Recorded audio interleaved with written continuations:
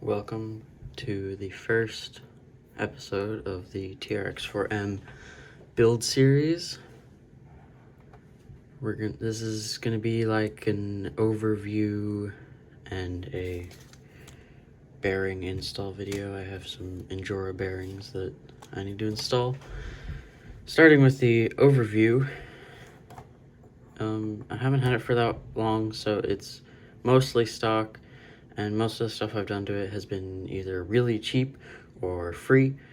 So starting at the back, I have an Injora sticker. I painted the little caps of the gas cans and the handle. You can't really see it, but I painted the handle of the high lift jack black, just to add a tiny bit more detail back there.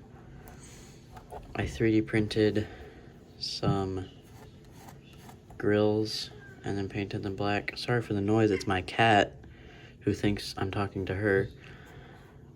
On the roof, I have, this is just some felt that I cut and rolled up, and it's like sort of held together with a black twist tie that I cut up. I have like 3 of those up there. I have some sticks that I just cut up, a piece of twine. This is a micro machine. It's supposed to look like a RC car for the RC car. The bungee cord is made out of a small hair tie and the small paper clips. I watched a video, I can't remember who it's by, but I'll try and link it in the description. It's actually really useful. I like them a lot. I also have the TRX light kit. I love it. One of the best upgrades you can do. Inside, there's barely nothing. I did the rear ESC/shock mod, which moves them slightly forward. I took the sticker off the motor, which I still need to rub some of the sticky stuff off with some alcohol. Other than that, I put some stainless screws on from this, which is for my honcho. I couldn't replace all of them because there's only so many small screws in there, but I replaced as many as I could. I don't like rusty screws. I don't think anybody likes rusty screws. And I do take my trucks to the beach every so often.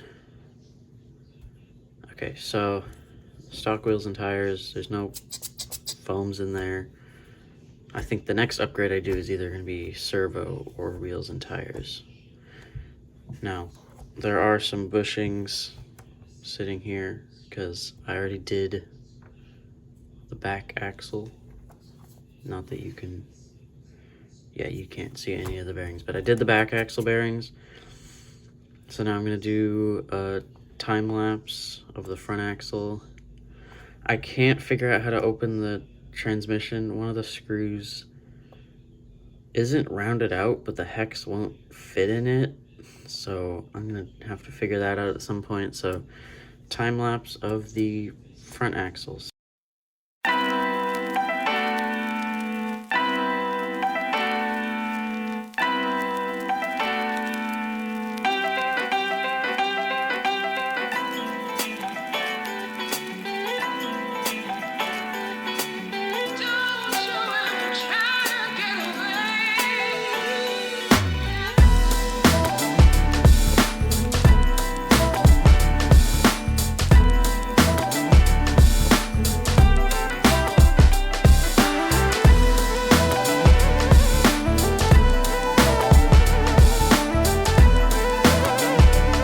Okay, so I got all the bearings and the front axle done.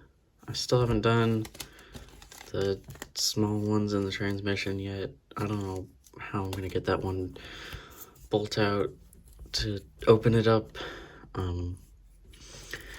It went relatively easy. Some of them were a little bit hard to get out. I had to get a flathead screwdriver, like the big ones in the knuckles and the few in the diff.